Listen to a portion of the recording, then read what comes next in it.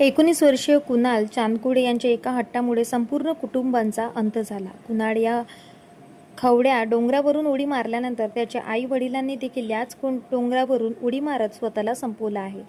अशात नातवाच्या निधनानंतर कुणाल याच्या आजोबांनी मोठा निर्णय घेतलेला आहे. छत्रपती संभाजीनगरच्या खवड्या डोंगरावर घडलेल्या घटनेने महाराष्ट्र पूर्ण हादरला आहे. कुणाल चांदकुडे यांच्या आयफोनच्या हट्टाने संपूर्ण कुटुंबाची राखरांगोळी झाली आहे. घडलेल्या या घटनेमुळे खळबळ उडाली असून कुणाल त्याच्या कुटुंबातील वाद देखील चव्हाट्यावर आले आहेत. अशातच कुणाल आणि त्याच्या आईवडिलांच्या निधनानंतर त्याच्यासोबत राहणाऱ्या कुत्र्याचं काय होणार हाच प्रश्न सर्वांना पडलेला असताना कुणाल त्याच्या आजोबांनी मोठा निर्णय घेतला आहे. कुणाल चांदकुडे आणि आईवडिलांच्या मृत्यूनंतर घरातील पाळीव कुत्रा एकटाच पडला आहे. कुटुंबियांच्या मृत्यूनंतर घराच्या खिडकीतून श्वासांचा आर्त आरडाओरड शेजारी राहणाऱ्यांनी चिंतेत टाकत आहे. समोर येत असलेल्या माहितीनुसार गेल्या 6 वर्षापासून कुणाल कुत्र्याचा सांभाळ करत होता.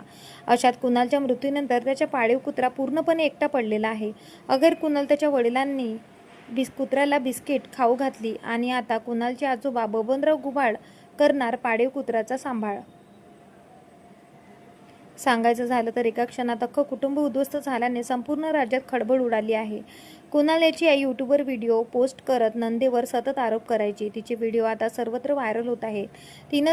3 जणांचं कुटुंब असलं तरी कुटुंबात वाद खूप होते. कुणाल त्याच्या वडिलांबद्दल सांगायचं झालं तर ते ट्रक ड्रायव्हर होते.